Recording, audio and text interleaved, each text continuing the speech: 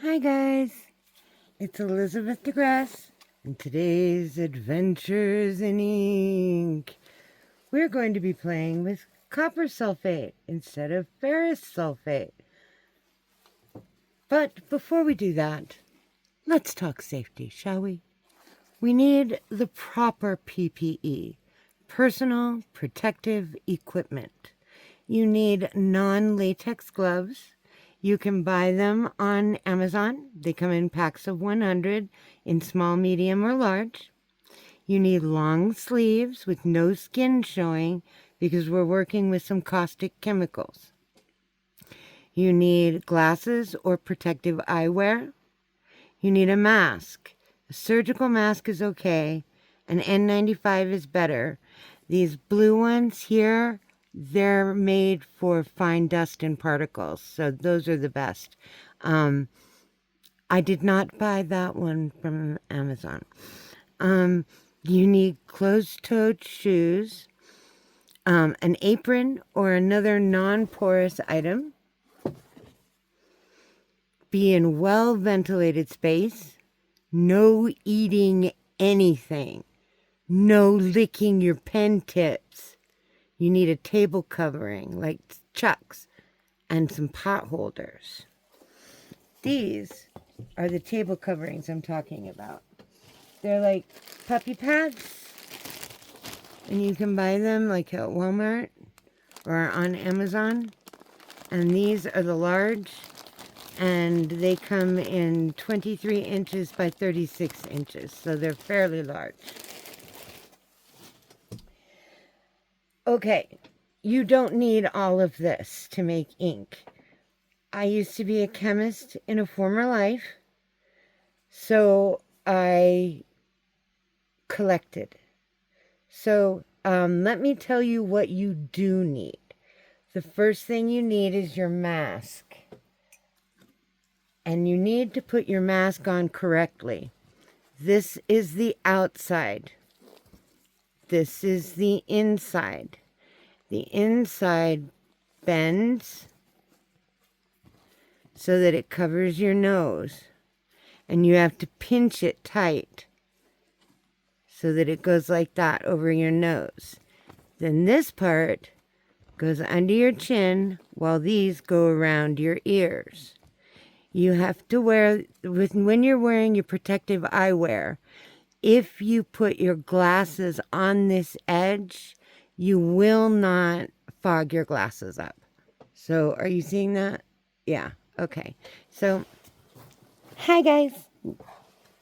So, now that we've got that out of the way, what you are going to need is you are going to need some sort of measuring cup and some sort of cup or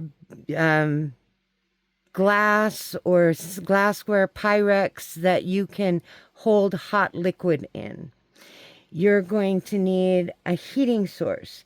This is a magnetic stir for a laboratory. You don't need this. It's fun, but you don't need it. All you need is your stove and a pot. I prefer a clear pot so that you can see what you are doing.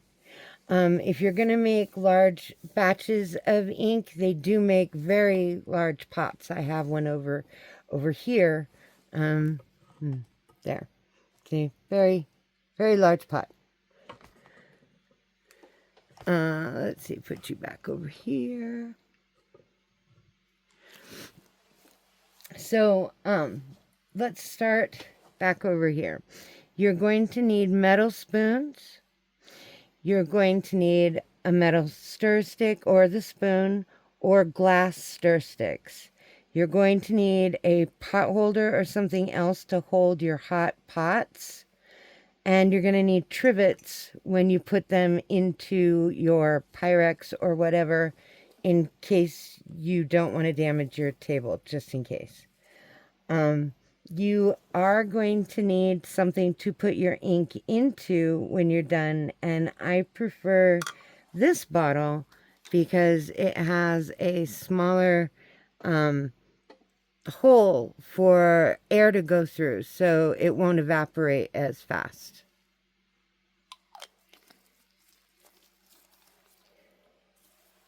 I got these little doohickeys off of Temu, and they're really good for putting into the smaller bottles.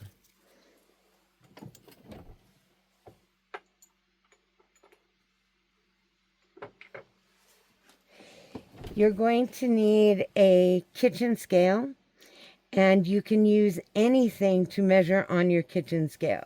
The things that your scale came with. You can use little pieces of pottery. This one I found at War. It was actually made by my Venway in the Summits in Glendoofin. And let's see, you are not going to need the ferrous sulfate, which is the iron sulfate. It is called green vitriol. The reason it's called green vitriol is because it's green.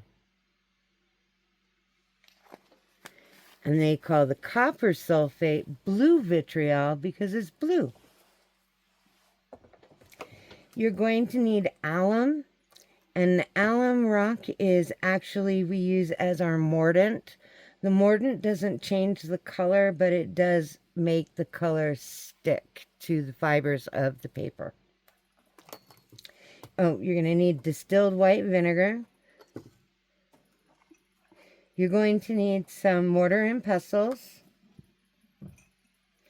This is gum arabic, and gum arabic is actually sap from a tree called the acacia tree that grows in the Middle East. And this gum arabic comes from Sudan. I have extra gum arabic in here that I have mashed up because it comes in large, beautiful chunks that we're going to smash up.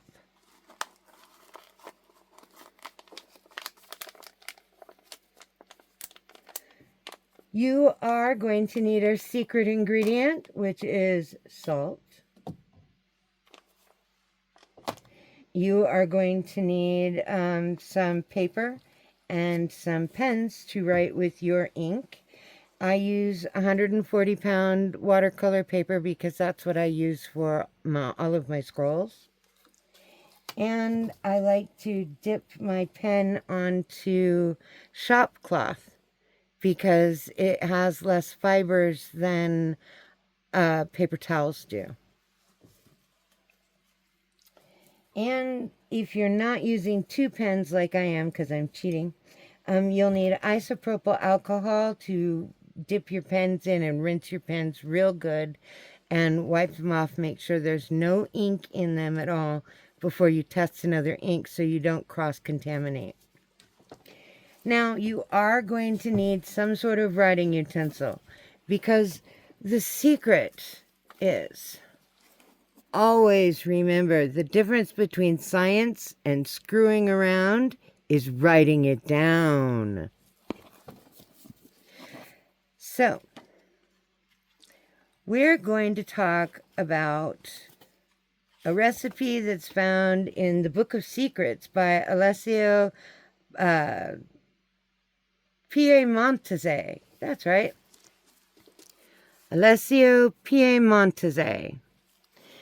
It uses 1 ounce of blue vitriol, 1/2, oops, let me show you the recipe. 1 ounce of the blue vitriol, which is the copper sulfate. Copper sulfate was mined as chalcanthite.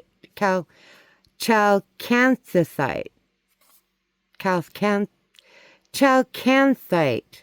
Boy, MS moment there. Anyway, a 1/2 pint of vinegar, which is acetic acid, 3 drams of gum arabic, and that helps with the flow of your ink and helps to stick everything together. And then you need your 1/2 ounce of alum, which is potassium aluminum sulfate, which is the mordant. It creates a bridge between the copper ions and the organic fibers of the paper so that it locks the pigment into the paper for you. And that is brought to you by Mappe Clavicula.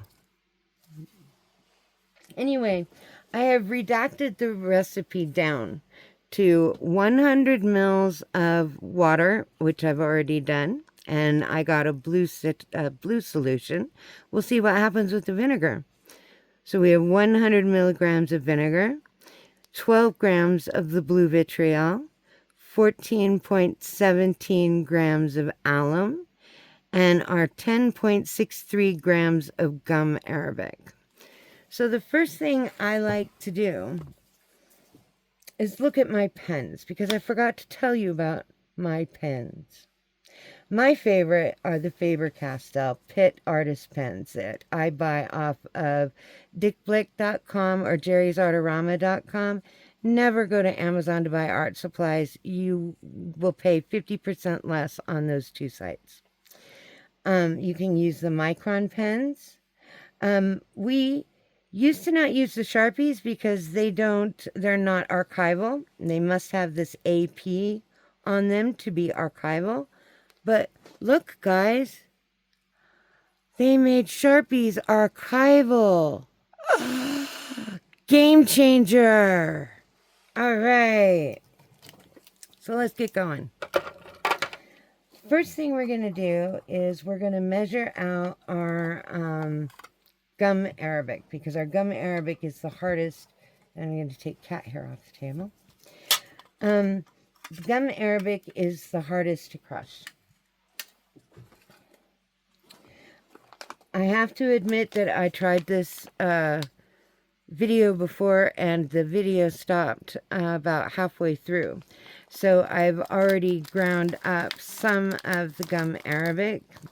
What it says to do in the recipe is to whack it with put it in a linen bag. I put it in 2 linen bags, because the first linen bag gets really mangled from all the edges from the crystal. But you do not want to use your rolling pin. You will become very, very sad. Please, please don't. Instead, we're going to use a hammer.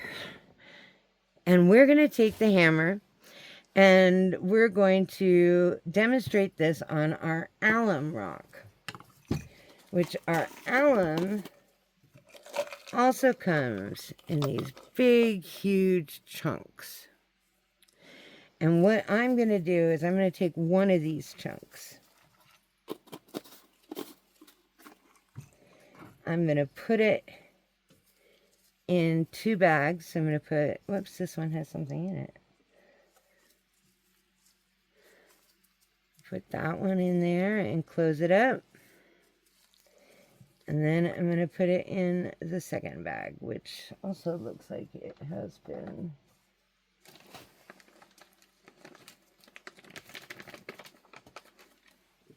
Here we go. Nice, clean linen bag. I did buy these off of Amazon.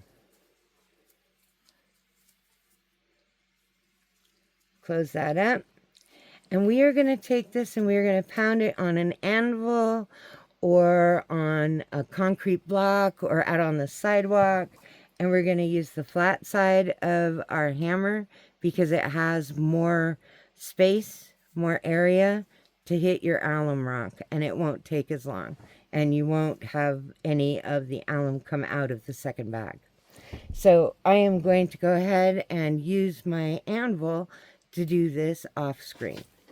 Insert elevator music here.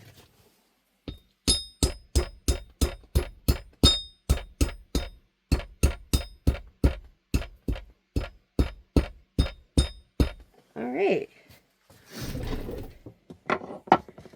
That did pretty well. See how the chunks just kind of make, they're very sharp. So now what I'm going to do is dump them into my big, remove the alum. and dump them into my big one.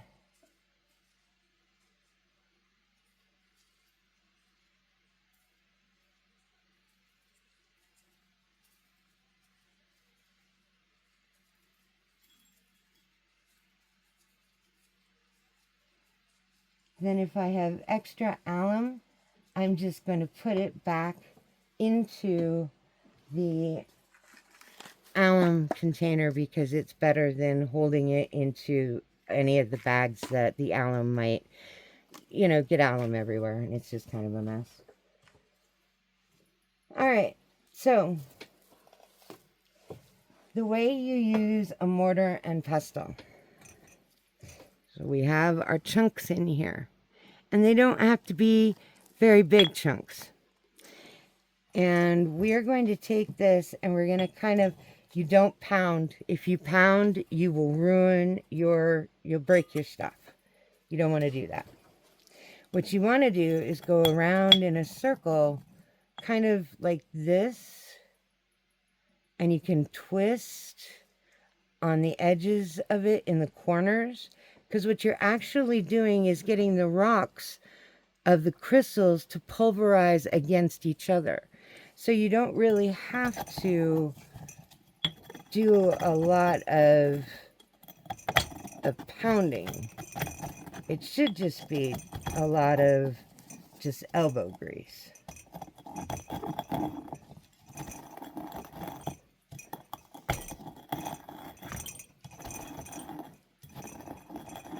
And you see how I'm twisting that?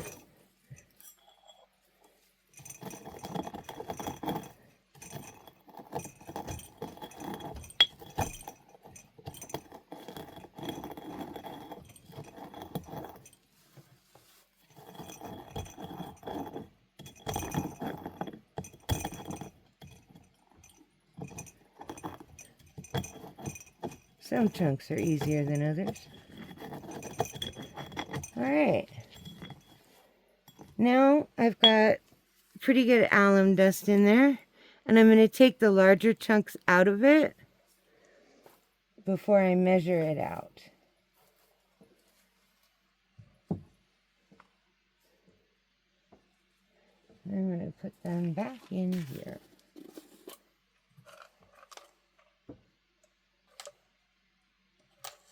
You do the same thing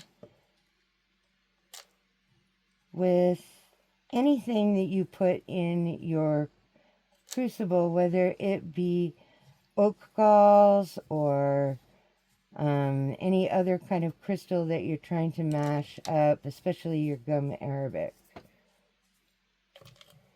Alright, so I have most of the large chunks out because I want this to go into solution easier, and it will do that easier if it is, there we go, if it is smaller. So our recipe says that we need 14.7 grams of alum. So I'm going to take my scale out and I'm going to turn it on. I'm going to take one of my things that came with my scale and I'm going to hit this T button. That means it's tearing the machine. That means that whatever's on here weighs nothing. Isn't that magical? I know, chemistry rules, man. Better living through chemistry. All right, 14.17 grams of alum.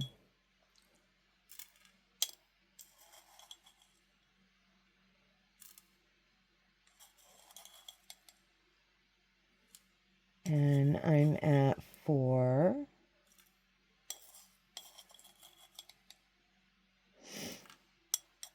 7, 9, 11,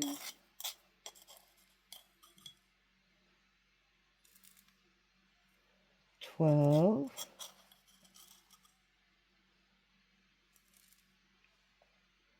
14.10.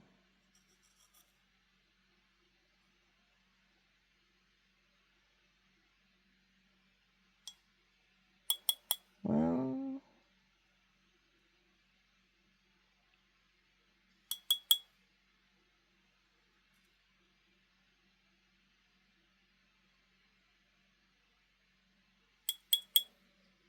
I think that's about as close as I'm going to get. 14.18. That's within 3 standard deviation. 3 points, which just means that it's okay if it goes over a little on this side or if it goes a little under on this side, as long as it's within about 0.05. But I would try and get as close to the actual number as you can get. Now, I'm going to take this and I'm going to take it off and write 14.18 on here. Because we did 14.18 grams of alum. See how I wrote that down? In our final recipe here. See, I'm not screwing around. Okay, now we have our alum. Now we're gonna, I did not mash up my gum arabic as much as I could have. But as you can see, it's about the same as the gum arabic. And I'm gonna take out the bigger chunks. Actually, I'm gonna mash those up. Those are pretty, aren't they? Anyway.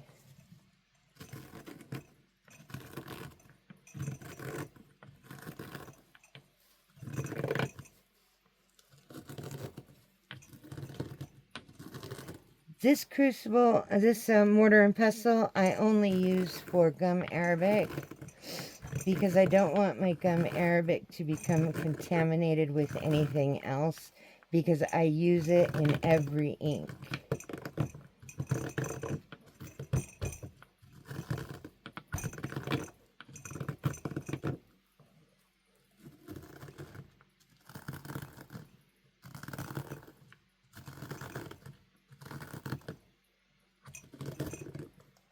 Okay, not too bad. All right, now our recipe says that we need 10.63 grams of gum arabic. So I'm going to use this little guy. And we're going to tear that out again, and it makes it 0.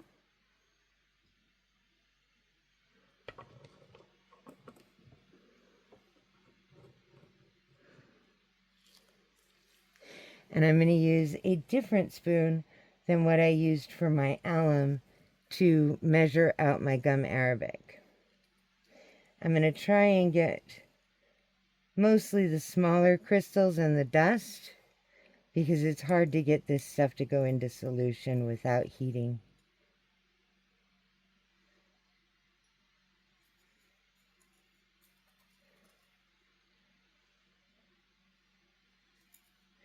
This recipe originally did not call for heating, but this is period recipes done the modern way.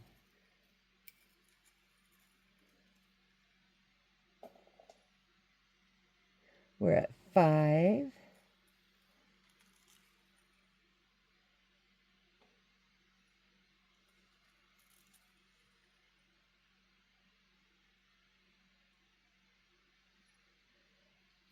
Eight.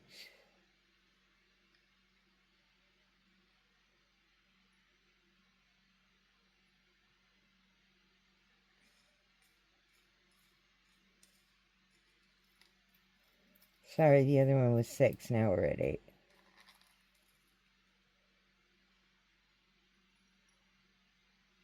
9. And we want 10.63.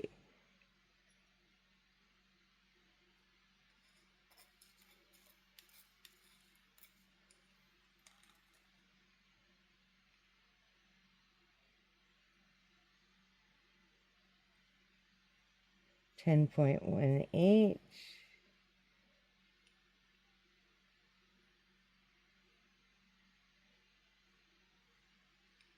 10.53.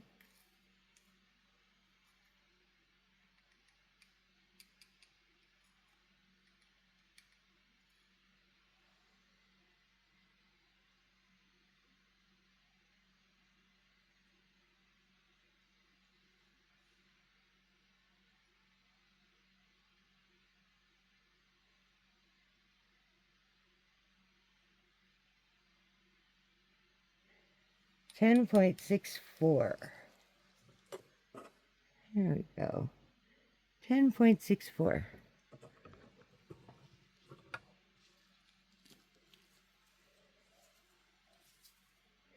Now I'm going to take the rest of this and pour it back into my bag.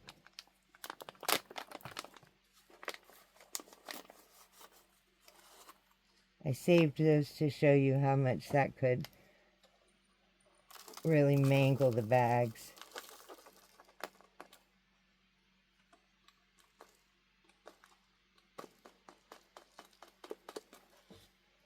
Awesome.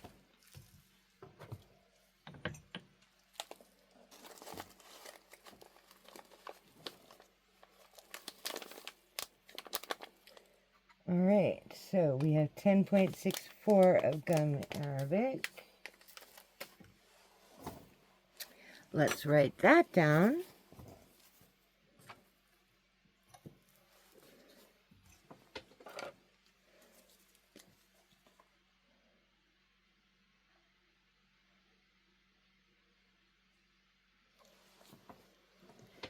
.64 of gum arabic. Now we need 12 grams of blue vitriol. Well, let's put that in one of these guys. Not this one.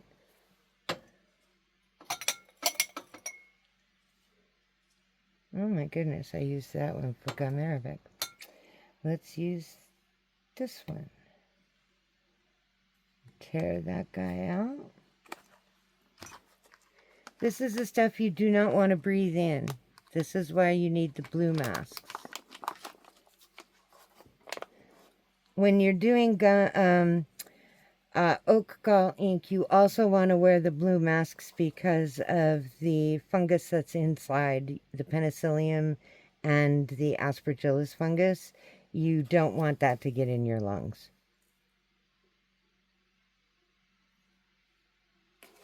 We're at 4.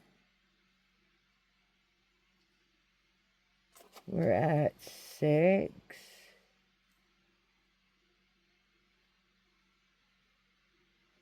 8.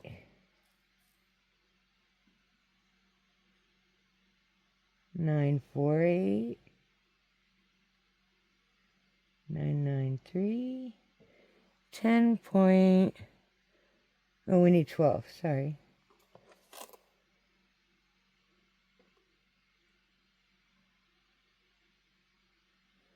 12.19.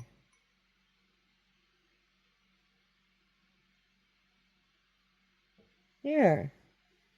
Awesome. Check it out, guys. 12. Huzzah! Yay. All right. The last thing we need to do is measure out our distilled vinegar. And we're going to need 100 milliliters of the vinegar.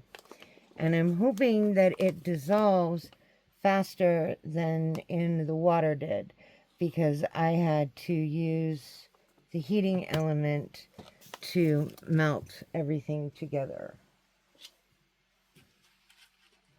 So 100 milliliters.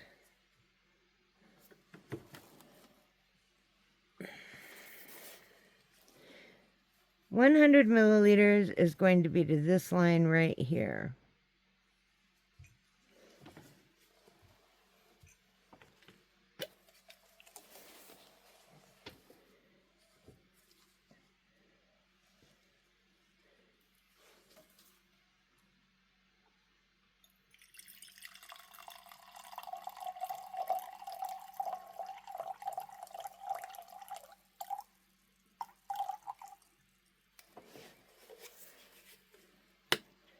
All right, let's see if I got that right.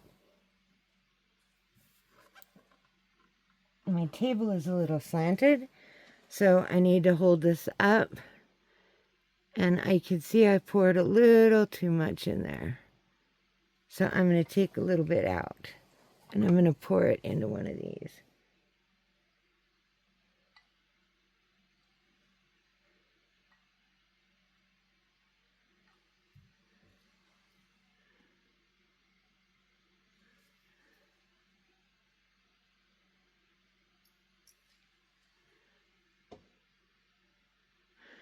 All right, what I'm trying to do is get what's called the meniscus, which is the line of the fluid, to match up with the line on the beaker.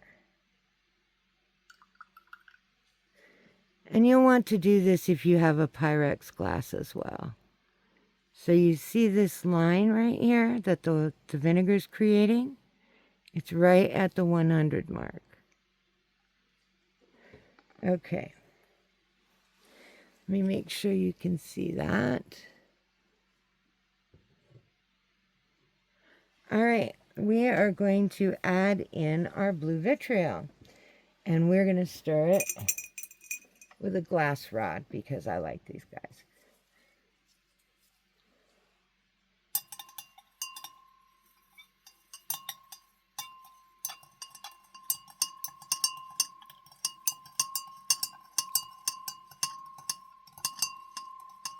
Isn't that pretty?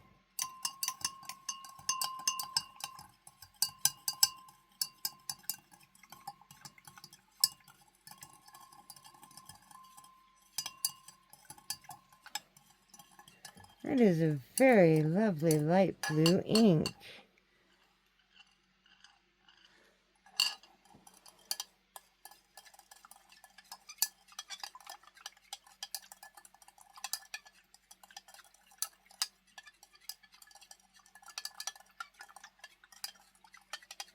I want to make sure this is all mixed in.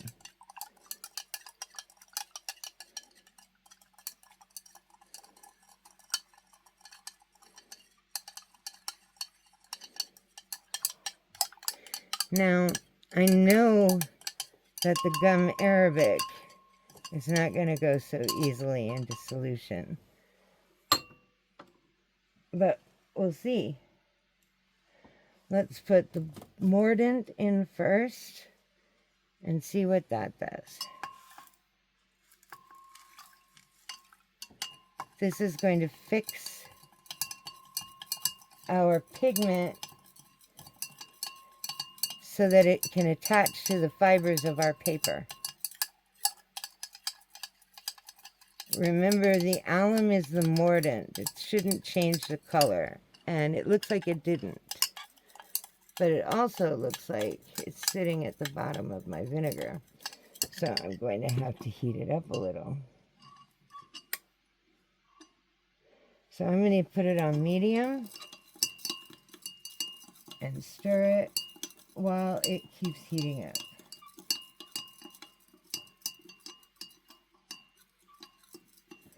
I don't know if you guys can see that, because my arm is in the way. Who knew the SCA would make me ambidextrous? New talents every day. Yay!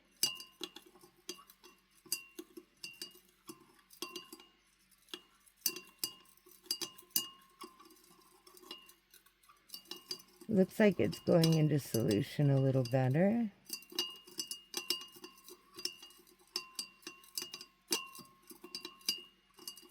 Alright, I'm going to let it sit for just a minute while we measure out our secret ingredient. No, I don't trust this.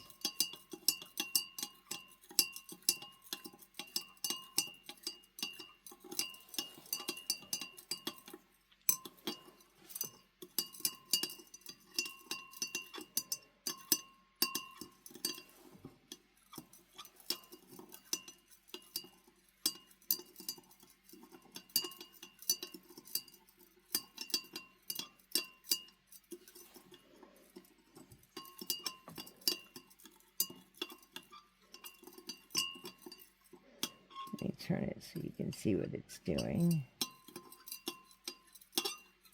I don't know if you can see the big things of rocks of alum in here.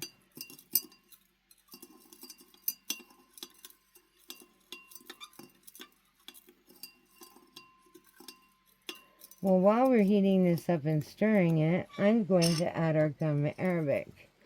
Our gum arabic is going to make this ink flow better and help bind it together as well.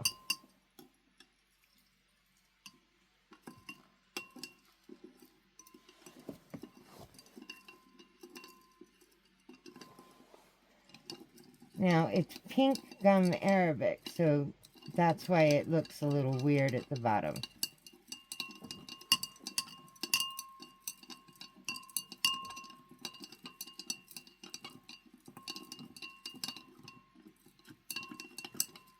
Now, the gum arabic is sticky, so you have to make sure that you get it all the way around the corners and in the middle. So you kind of have to silly stir.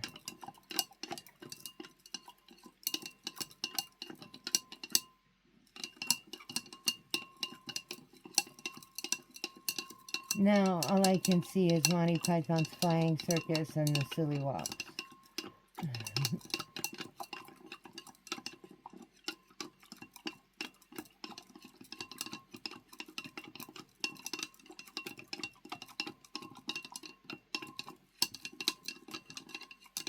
Alright, it's definitely heating up because we're getting a chemical reaction. That's what these bubbles are telling us.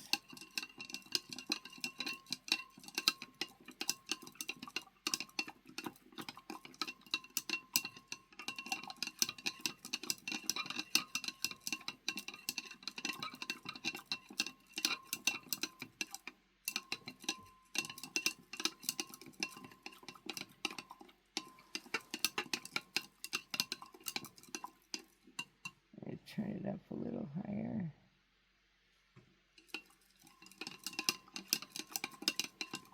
Since I'm stirring it, definitely silly stirring it.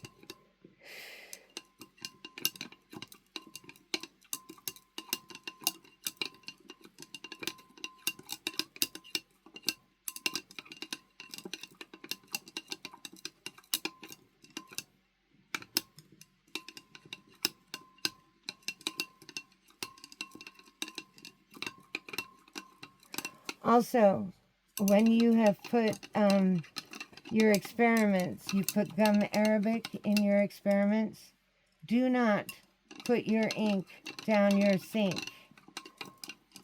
You will clog your sink.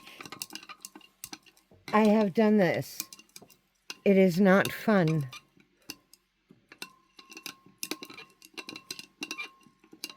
However, I am in possession of a 75-foot snake now.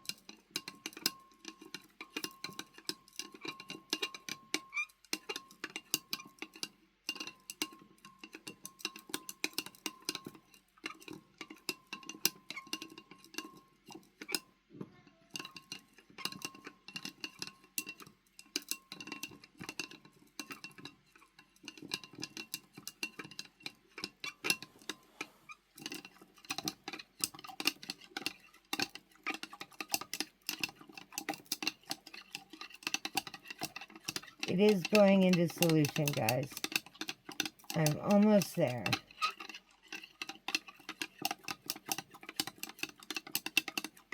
This is the boring part of science.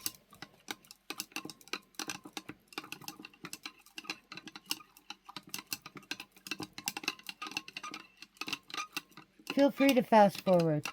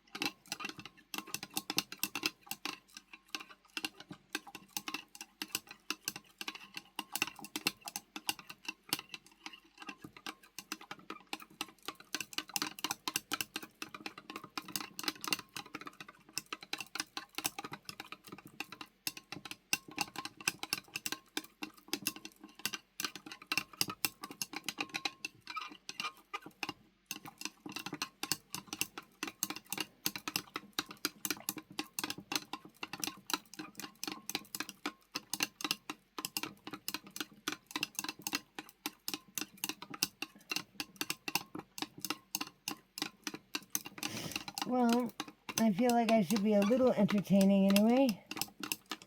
Dona nobis pacem pacem. Dona nobis pacem. Dona nobis pacem. Dona nobis pacem. Dona nobis pacem. Dona nobis pacem. That is actually a trio, and it's a great round. I'm hoping to teach some of you some of that song so that we can sing it in Bardic.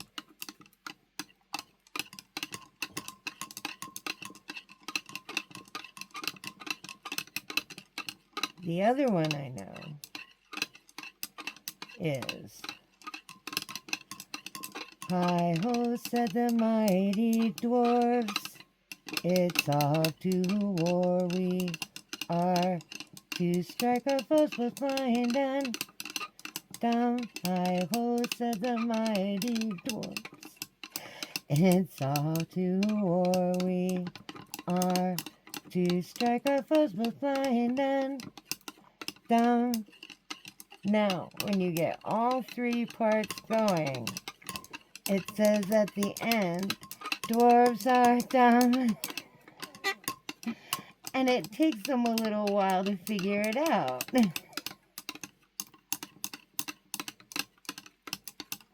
Your audience, I mean, not the people singing.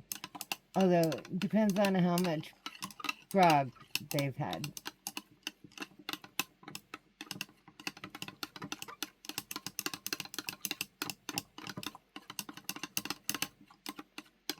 Oh, I only see a little bit left.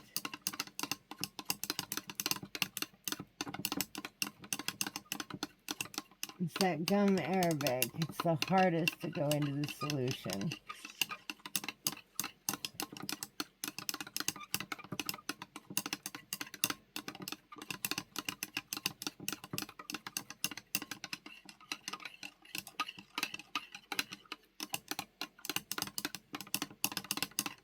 Now, if we were to make this the period way, we would have this in a jar, closed jar, for 2 weeks, and we would be shaking it every day. So if you want to try this experiment at home without heat, just do the exact same stuff, but put it in a little mason jar, and every day shake it up. Shake it really good to get those crystals dissolved.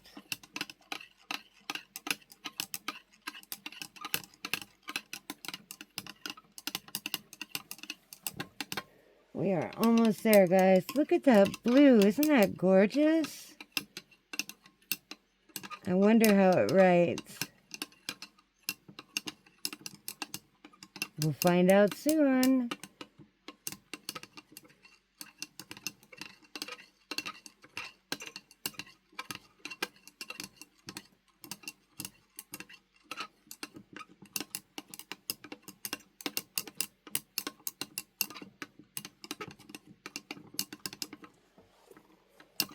Now, our secret ingredient is going to do something that I hope will make you go, wow!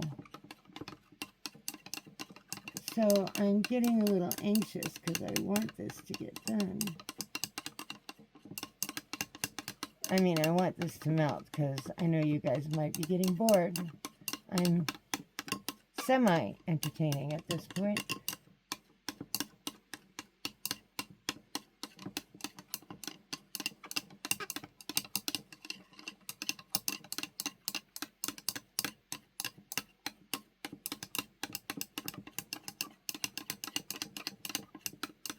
Let's see, I'm down to row, row, row your boat.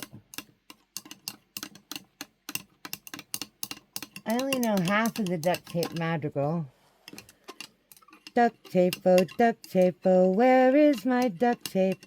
My pavilion is leaking, my old shield is cracked. My poor heart is breaking, I'll fix it with duct tape.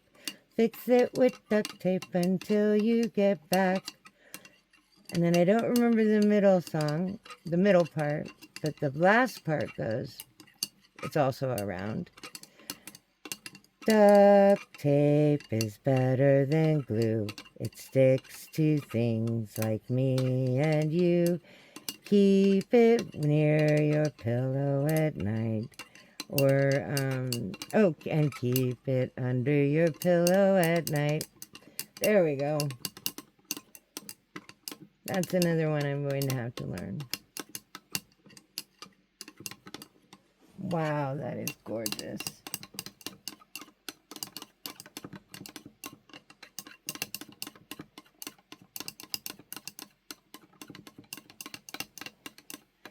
Now, this is also called a sympathetic ink because it does something else that's very special, which I'll probably show you guys at Cane Bow in Glendoofin in October.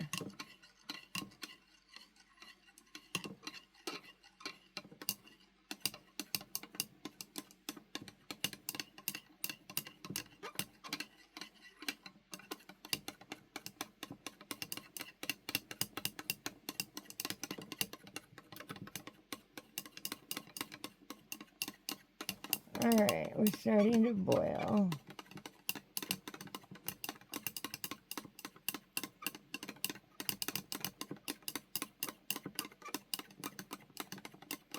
Now we want it to be boiling but not over boiling. There we go, medium. About a medium boil. Alright, there we go.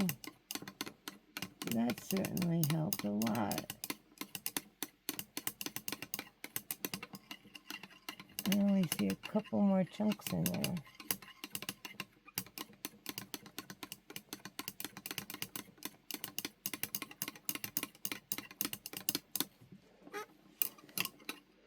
That is gorgeous.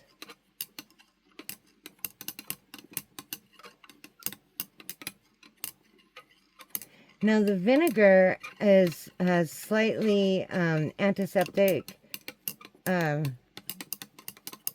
qualities to it, so this should help your ink not mold as well.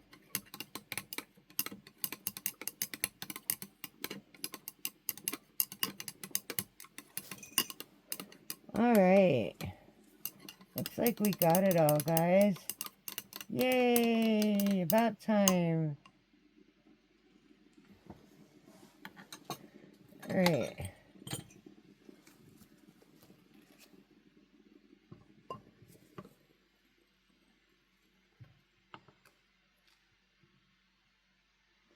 Alright.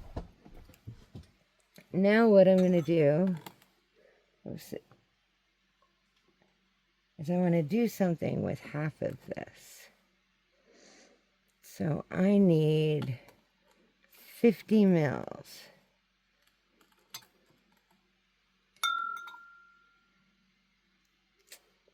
There we go, 50 mils. It's right up to that line right there.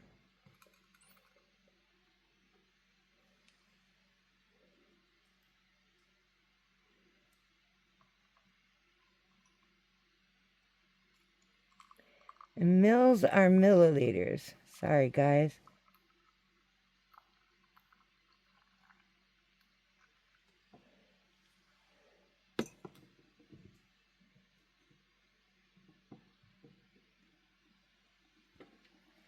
Okay. Oh, yeah, that's still hot. Let's not. Let's just put it on the other trivet.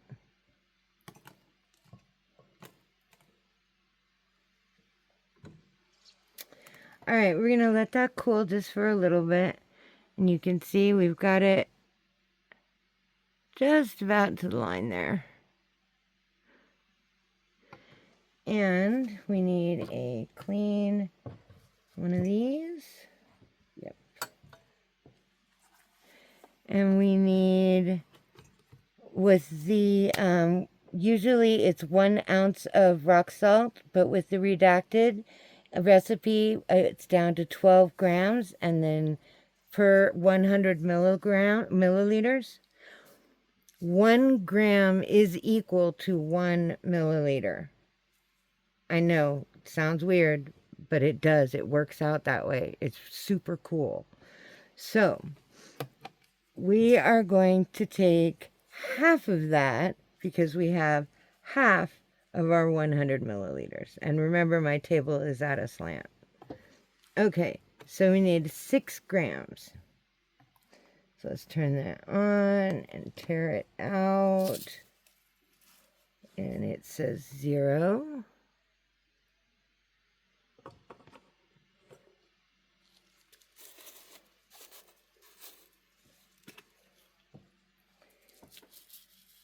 And I'm going to need to put this in a larger container first.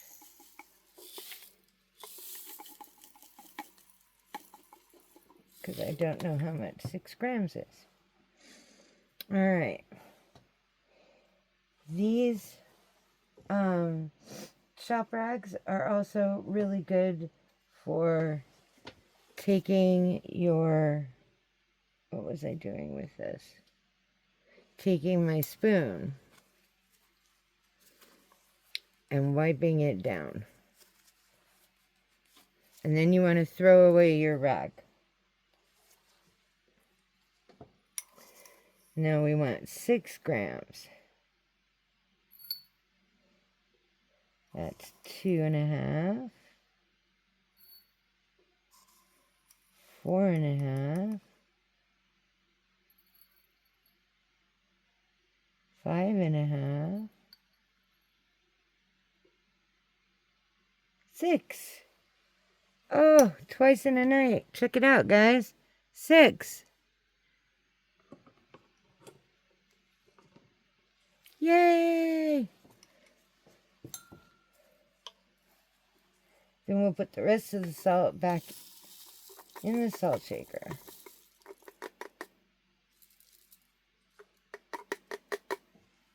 Salt is a fabulous, fabulous chemical.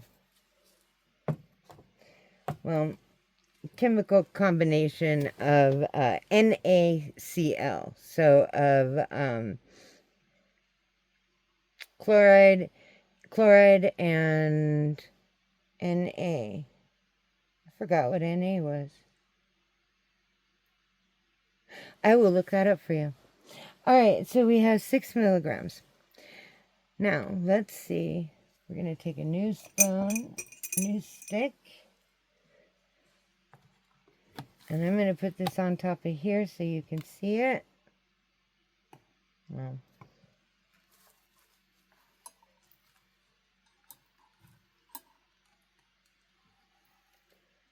there, it's a little hot still.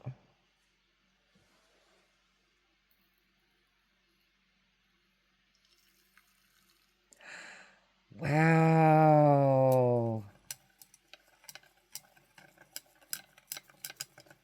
Look at that, guys. I've made a verdigris.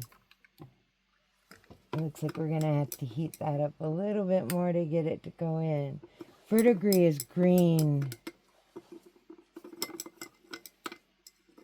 That is a gorgeous sea foam.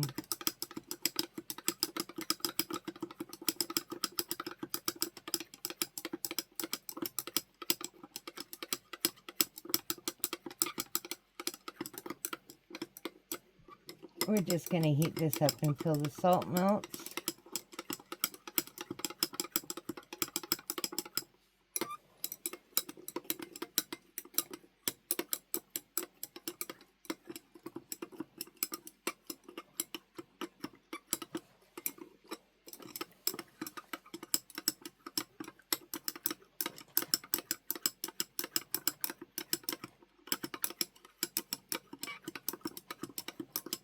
Wow, that's cool.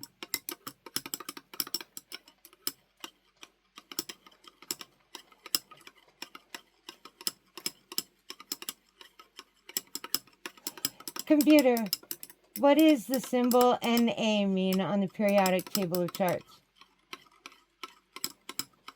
Na on the periodic table stands for sodium, Thank a soft silver white metal. It's an alkali metal with atomic number 11. Thank you. So, sodium and chloride equals salt. Happy to help with your chemistry questions anytime. He's a little cheeky.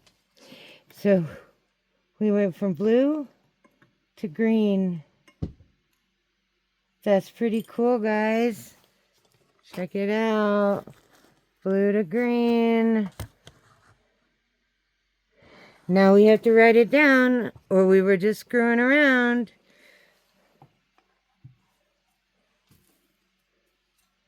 And see how these chucks really save your table?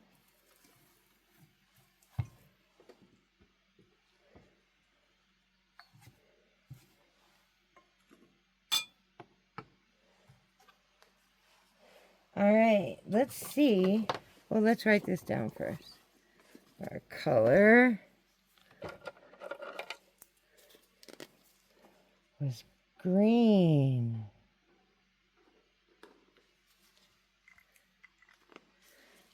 That's pretty cool. Okay, you want to know why? Here is the chemistry lesson.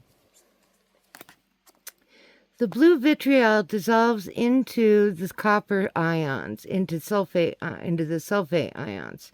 So you've got your copper sulfate plus your H2O, which is water, but we used acetic acid, which is CH3COOH. That's the acetic acid. And so that, with the heat, turns into copper acetate. And then we add the mordant and the binder. And when we add the salt and the copper do a ligand exchange. That means they switch this 2+ into 2-. So you end up with, instead of copper and 4 Cl's, chlorides, you end up with copper chloride. Green copper chloride. Ta-da! Chemistry is cool, guys.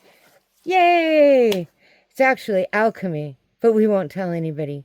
Shh. It's our secret. Okay, guys. See you later.